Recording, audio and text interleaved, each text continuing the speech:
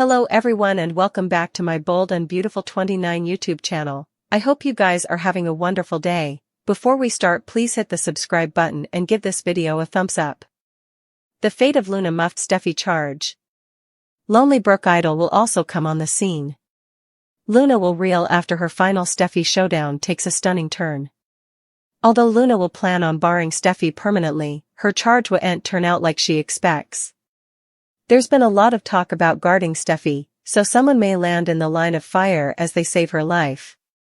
Liam is staying hard at the guest house, so could he come rushing in Steffy's living room and take a pellet for her? Indeed, if Liam were healthy, he'd reluctantly trade his life for his former honey.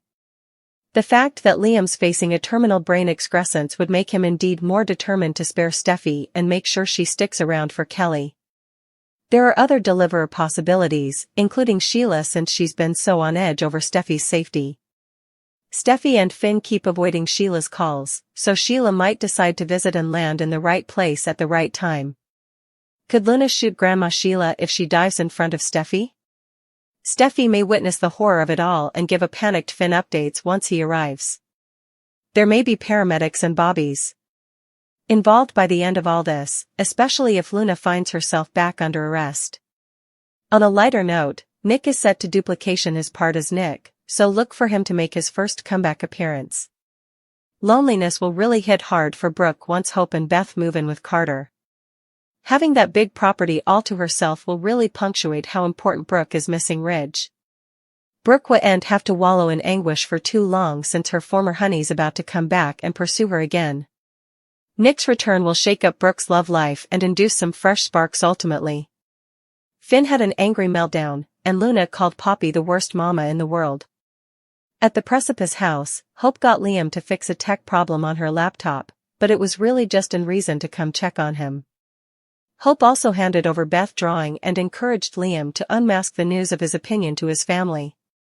Liam was reticent to make himself the center of attention, especially since Bill would leave no gravestone unturned when it came to specialists. Liam wanted to concentrate on spending quality time with Hope, Steffy, Beth and Kelly, but Hope still allowed Bill, Wyatt and Will merited the verity. After Finn finished cheering everyone at the Forrester office, Steffy suggested that she trusted him to handle Luna. Ridge bothered about what would be when Luna realized she couldn't have a relationship with Finn. At Luna's apartment, she blustered about everything being Poppy's fault and complained about her rotten nonage. Luna was always bouncing around and plotted to make musketeers since they no way put down roots. After Luna declared that Poppy had been the worst mama in the world, she mocked the whole Nozawa power mantra they used to say. Poppy burgled Luna of a relationship with Finn, so Luna refused to let Steffy do the same thing now. Latterly, Finn was taken suddenly when Luna showed up at the Precipice house. Steffy wasn't there, so Luna hoped they could speak freely and that Finn would be more open to making her part of his life. Although Luna tried to move Finn that she demanded her father, he wasn't interested in relating. Finn blew up over Luna killing 2 people before remedying and kidnapping his own woman. Boxed Steffy could have decomposed in that structure obliteration thanks to Luna, so Finn claimed he could no way have a relationship with her. Although Luna protested and hoped he didn't mean that, Finn claimed he indeed meant it and advised Luna to no way come there again.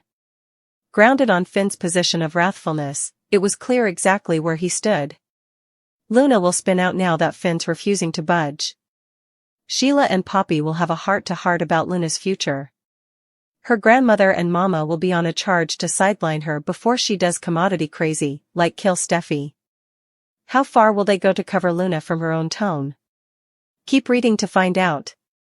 Sheila and Poppy have a lot to bandy, like why did the grown woman sleep with her teenage son and hide her granddaughter for 20 times? But, before they address the giant in the room, they will have to band together to keep Loony Luna from killing again. Sheila tried unsuccessfully to get Luna to leave Los Angeles. Now, she's going to have to do commodity drastic and will need the Nozawa family's help. The last thing Grandma Sheila wants is for Luna to spend the rest of her life behind bars.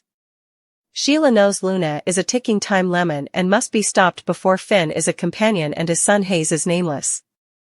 Sheila and Poppy may commit the ultimate treason and try to get Luna committed, Obviously it would be against her will and would need to be ordered by a croaker. There are two veritably good croakers in Luna's family tree. Lee is fed up with her family and bastard shenanigans. Will Poppy and Sheila move her to help get Luna the internal health help she desperately needs? Will Finn get involved indeed though he pledged to stay far down from Luna and Sheila? Luna will continue her lift on the crazy train and head to the gun range. The Il Giardino killer's got a gun now, and she's got to work on her end. She runs other sociopath, Remy at the range. Will sparks fly? When Remy first crossed paths with Luna Nozawa at the Spencer mansion, there were rumors that they could wind up hitting the waists. But, it was in their cards also.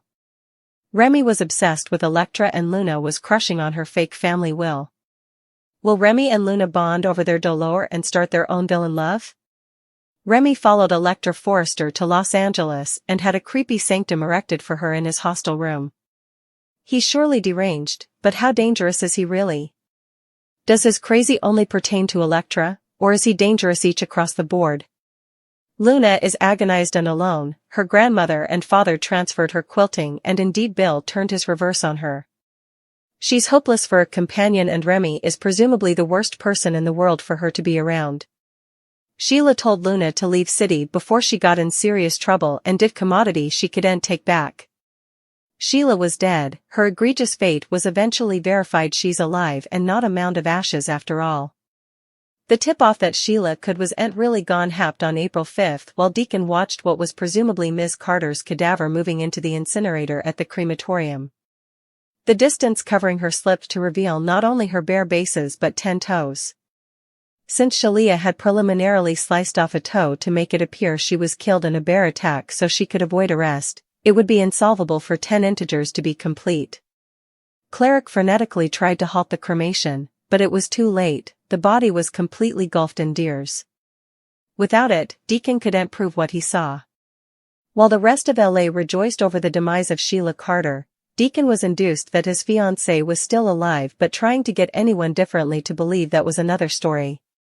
Although he solicited Sheila's son, Finn, and others, they all allowed. He was delusional. Although this development may have lessened the ultimate impact of the Sheila is alive disclosure, the figure up to what really happened to her was still a gripping saga. Cleric also came across a portentous textbook on Sheila's cell phone where she transferred a communication to someone named Sugar, advising that person to stay down. Long-time suckers flash back Sugar, but it was Lauren Fenmore, who enlightened Deacon. Lauren happened to be in city and upon hail of Deacon's ridiculous claim, she tete-a-tete visited him to order him to cease with his gibberish. Still, when Deacon mentioned Sugar's name, Lauren went pale. She also explained that Sugar was the former warden of the captivity where Sheila was locked up and promised Sugar a huge lucre if she freed her. Once that was done, Sheila's plan to abduct Ridge during his honeymoon in Central America also collect a big fat rescue went south and Sheila and Sugar fled. While on the run, Sheila treated her cohort to ornamental surgery, but Sugar was spooked to find out that she now looked exactly like Sheila. Sugar was ultimately arrested and locked up as Sheila. With Lauren's explanation ringing in his cognizance, Deacon pressed on with his own disquisition and discovered that Sugar had been lately released and may have wanted vengeance for Sheila's treason. Was it Sugar who attacked Steffy as part of a vengeance plot, but failed when Steffy plunged a cutter into her bushwhacker's casket? Finn refused to believe Deacon's account but soon came curious about the possibility. He and Deacon tracked down Sheila's last whereabouts, at a convenience store in a ragged part of city but in hand didn't fate the woman in Deacon's print. The men also encountered a homeless man in the alley who claimed he saw a woman enter an abandoned structure hard. Cleric and Finn wondered if Sheila could be held interned in that structure. The scene cut to someone laying in the dark on an unprintable mattress. Cleric and Finn broke into the structure and armed with flashlights, searched the darkened domain. The men eventually divulged up to cover further ground and it was Finn who set up someone lying on a mattress and he called out for Deacon. Since the person's hair was covering her face, Cleric removed a shoe and sock and they were stunned to find that a toe was missing. Finn brushed back her hair to reveal Sheila's dirty face and he screamed, "Mama! Mama!" There's no mistrustfulness that Sheila's survival will shoot shockwaves and bitter disappointment to those who know her well. You need to see what happens next. Thank you for watching this video. And do not forget to like, comment and subscribe.